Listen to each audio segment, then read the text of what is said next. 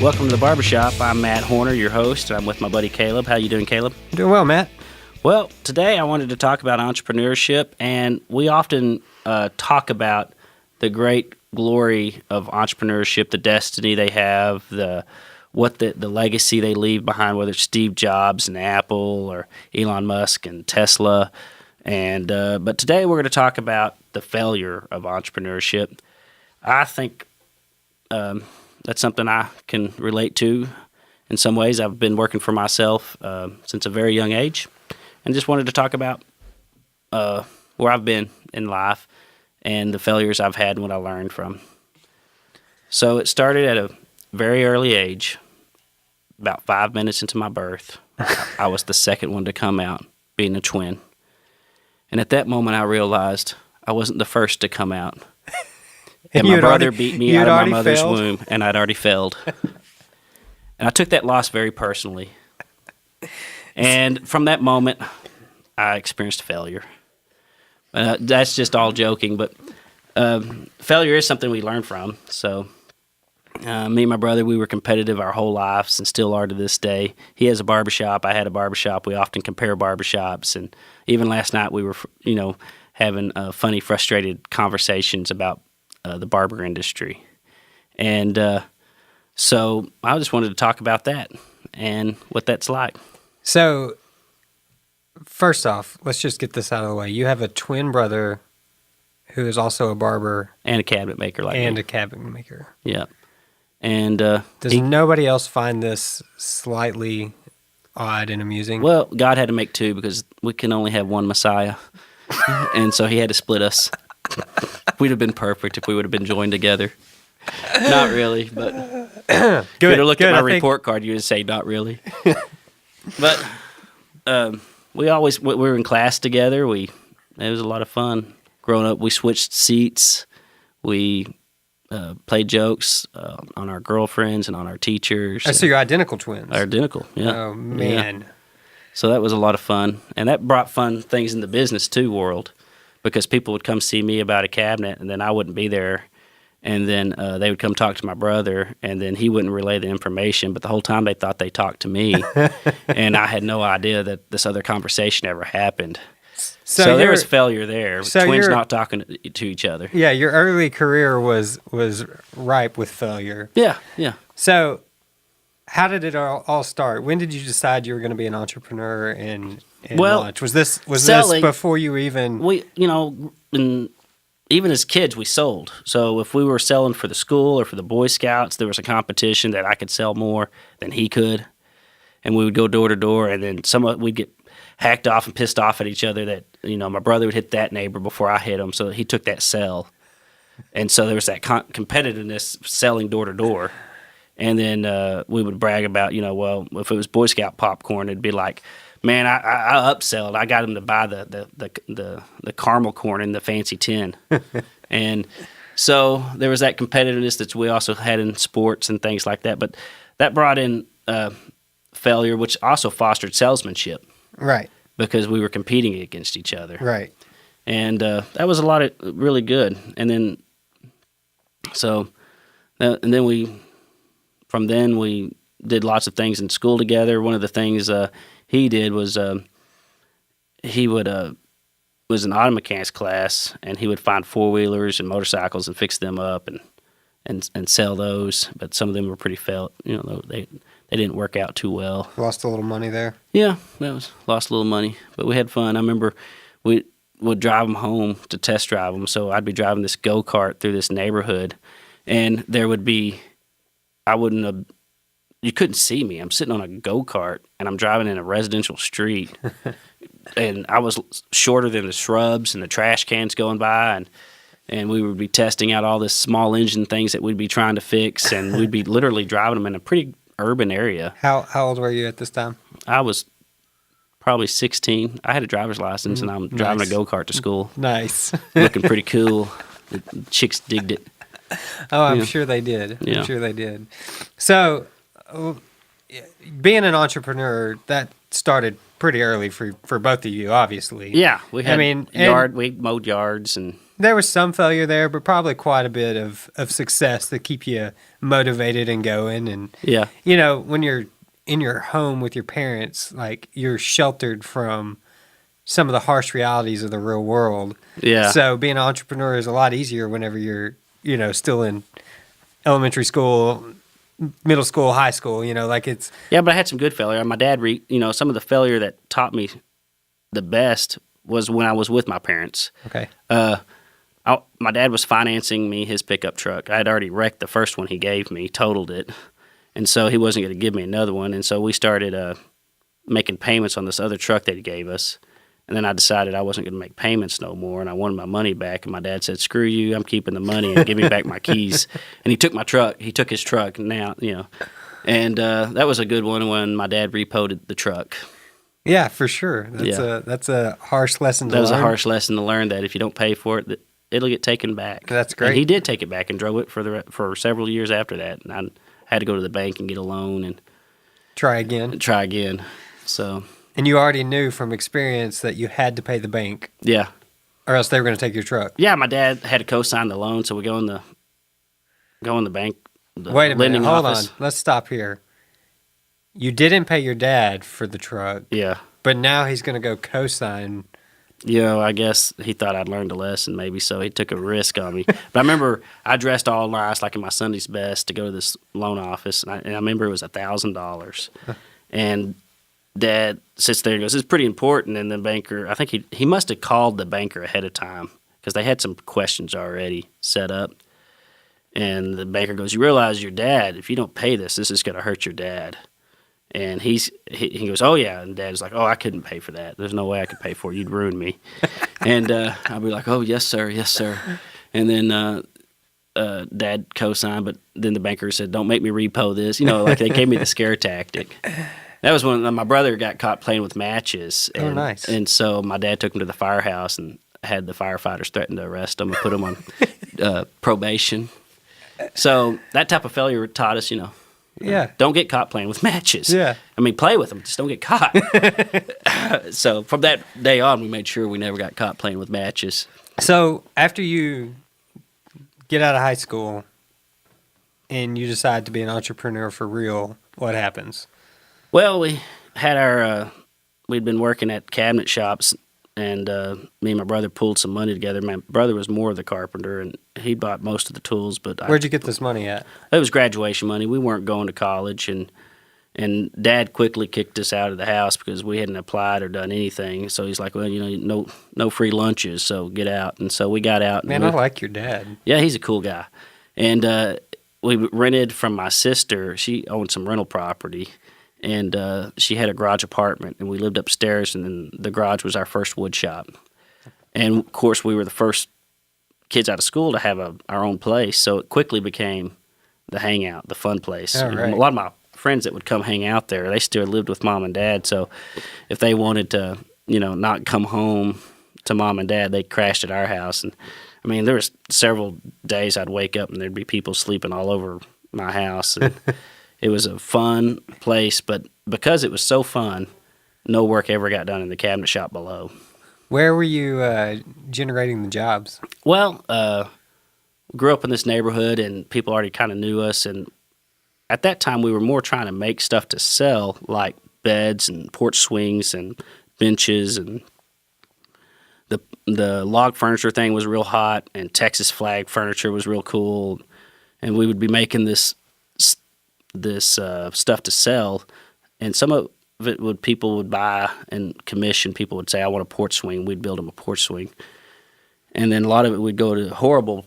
Another great failure is we'd make these beds and nightstands and TV centers, and we would go to the worst flea markets and try to sell them for great furniture prices, like you would buy at Cabela's or Bass Pro Shop. This rustic furniture, right?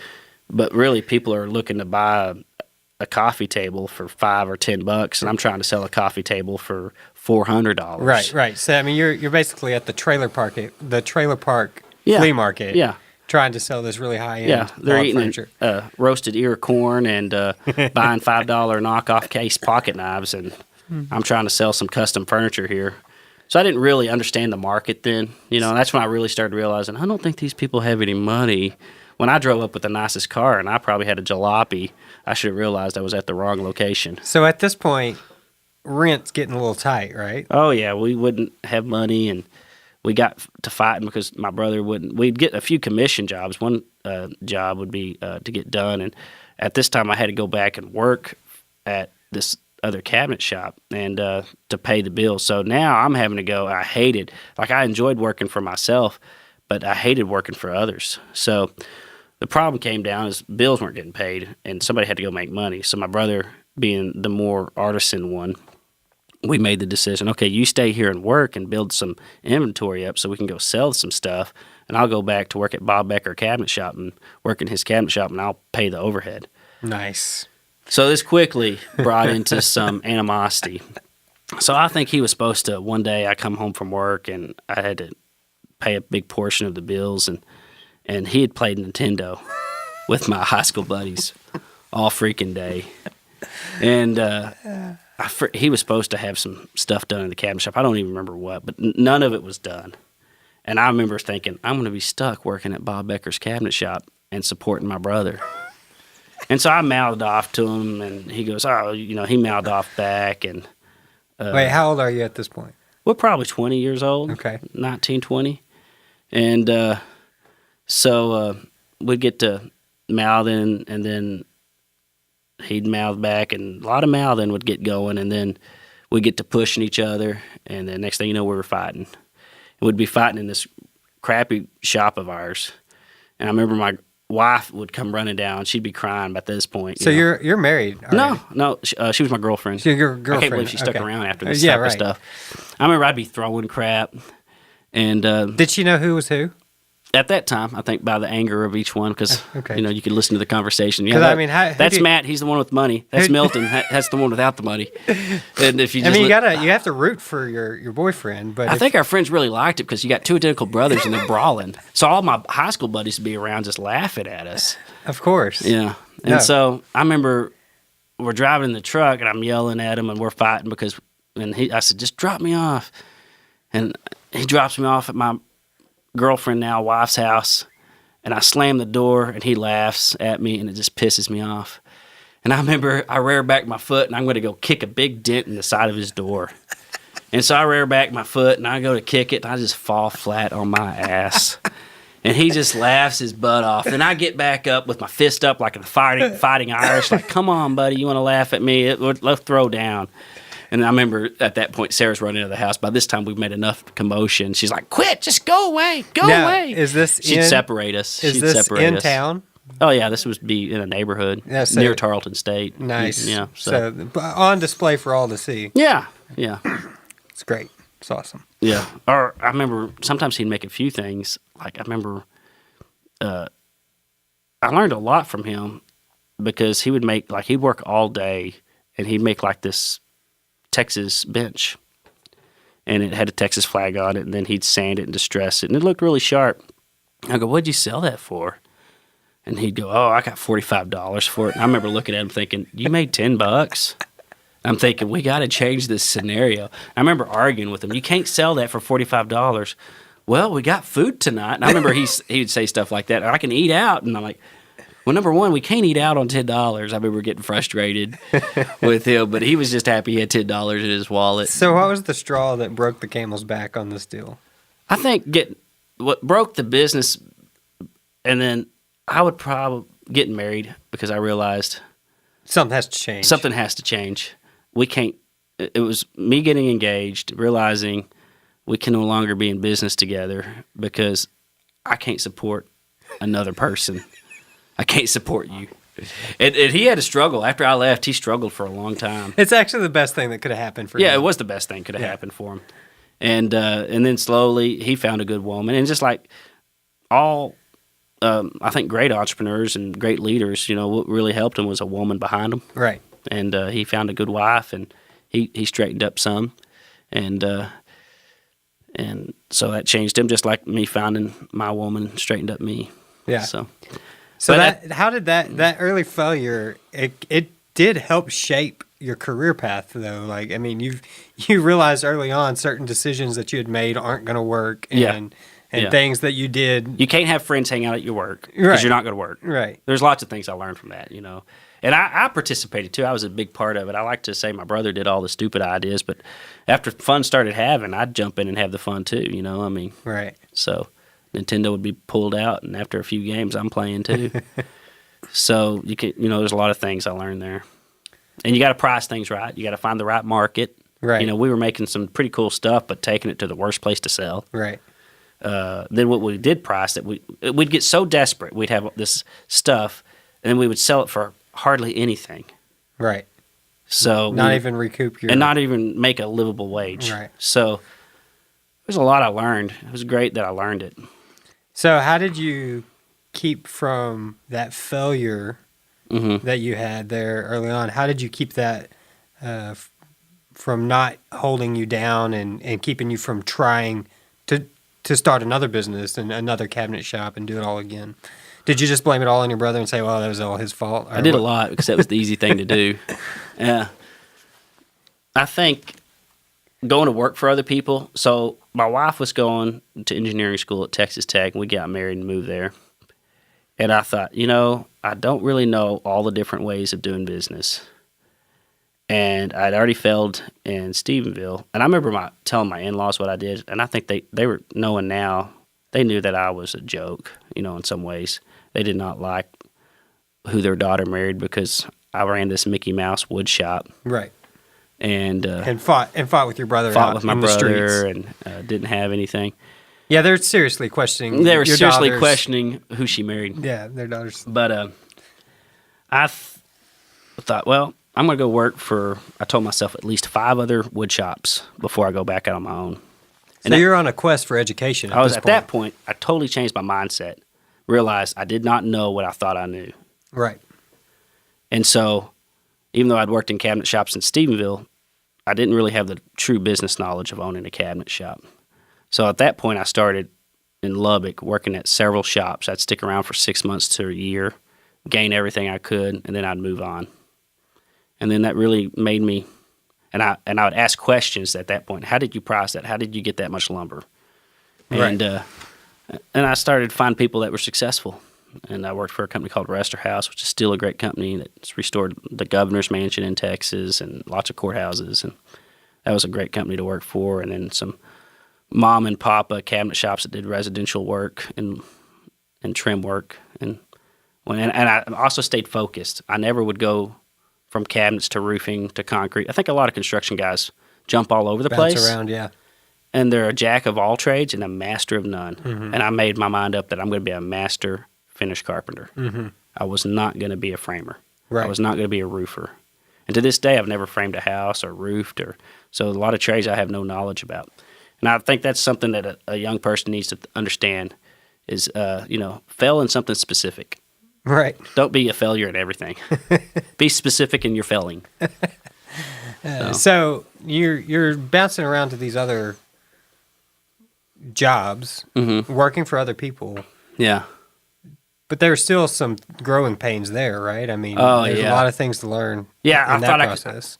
I'd be 21, 20, and I think I need to be upper management. Y'all guys are dumbasses. So I had this, I'm super smart young prodigy child. And I remember some of the things I'd said to some of the older people thinking, and now looking back, I just kind of shake my head thinking, oh my gosh, the arrogance I had. And through your first experience, the one thing that you didn't quite pick up was the humility. No, still don't have it too much. Being humble is something I've still fell at. But I remember one time they send me to Eagle Pass to go work at the courthouse, and I go down there and I fix it, and I think it's just the awesome thing. And the owner comes down and sees what I did, and it looks really good, but I'd neglected all these other things. And I remember he was pointing out, you did good, but what about all this other stuff that needed to be done? And I remember learning that. And then I remember I was so proud about what I did. I just point out and told him, you'd give me a company truck and make me the boss of this thing. We'd get this job done. And I'm looking back, I remember saying that type of stuff to people thinking, what was I thinking? And I had no idea of that. But I was so proud. That's one thing, I was confident. Right. And I think that's something like even Steve Jobs or other people early on into the Apple, he was confident that this was going to be a game changer. For sure. And other people just thought he was crazy. Right. And so being confident even is a good thing. Yeah, it's a trait that is... That leads to failure, but is good. It also leads to success. I mean, believing in yourself that you can get it done if given the opportunity. Yeah. It will set you up for the opportunity to have success. Yeah. So from there, you eventually opened up a successful cabinet shop. Yeah, in Lubbock. And I did a lot of the fun things. There were some older home builders that were well established, and I remember telling them how to run their business, and they pretty much quickly cussed me out and told me I didn't know what I was doing. And that's when I realized, okay, Matt, be humble. Right. Because I wanted their business, but I went in there acting like I know-it-all. Right. And instead of getting their business, I just offended them. Right. And I was never going to get their cabinets again. Right. So every step of the way, you'll learn something. Yeah.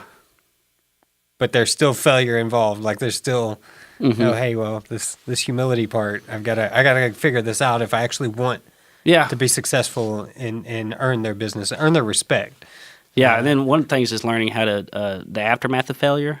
One time, this person wanted some cabinets, and I thought I understood the type of cabinet door she wanted, which is the most important part of cabinets. Okay. And I didn't write it down. So I show up to this lady's house. She's seeing things done, and she goes, "That's not the cabinet door I wanted." And I said, "No."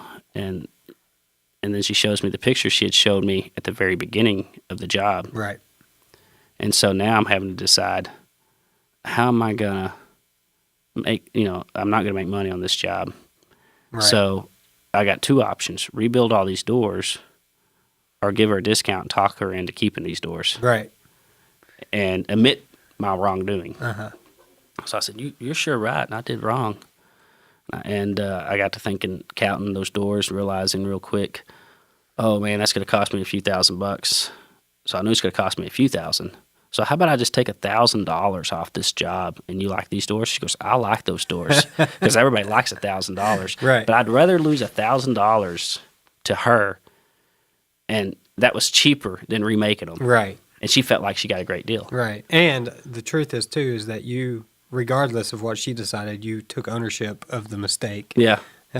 Which was a big point in being successful, is owning your mistakes and dealing with the aftermath of it. Yeah. So that was good. Buying equipment, that was another thing. I bought some stuff that I didn't need, and then things I needed I didn't buy. So right. Learning to buy what's correct. Right. So well, then there's all kinds of stuff in being an entrepreneur that you have to learn, like how to file taxes and keep receipts. Yeah. How to deal with employees. I mean, yeah. Just when you show up in the morning, maybe to pick up an employee and he's standing there with a Budweiser in his hand, you realize quickly that you've possibly made a mistake in hiring this fella. There's just a lot of growing pains. A lot of growing pains. And then when things were slow, so I was probably 23 when I went out on my own in Lubbock. And at this point now, I've never worked for anybody. From 23 years old, I've never taken a paycheck. I've worked for myself. And right now I'm 35. So I've worked for myself for 12 years. Maybe I was 22. Anyway, things would get slow. So I think I got to make income. I remember I had to make so many $800 a week or something at that time. And so I'm like, what can I do? I have nothing to do today. How can I go make money? So that's when I would go to the blood bank and sell my plasma. So I often tell people, you don't have nothing to do. There's always something to do. Right. You can do something to make money. Go pick up as simple as, and it changed my mindset as I can be productive. Right. And not that you want to be on the side of the road picking up aluminum cans every day, but it beats the heck out of sitting at home watching the TV. That's right. Have a project. Go do something. Right. So I remember sitting at the blood bank, and at the time I wanted some tools, and I started my Blood for Tools program where I'd sell my plasma, and I'd keep my plasma money, and I'd go buy a nail gun or a router, but I remember looking across, and it was at the plasma bank off of University in Lubbock, Texas. And there would be homeless people who I know were lying about every question they asked you. Like, when's the last time you had sex? I think he might have just had sex underneath the overpass before he came in here. That's what I wanted to tell him.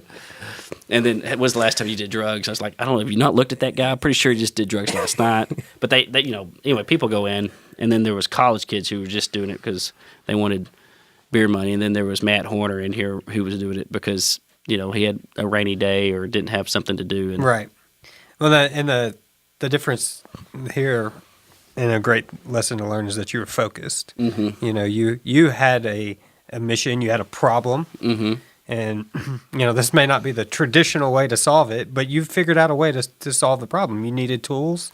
You had an off day. Mm-hmm. Let's go make a little money to buy some tools. I always liked going in the evenings because I could watch Friends, the TV show Friends, because I didn't have cable. Right.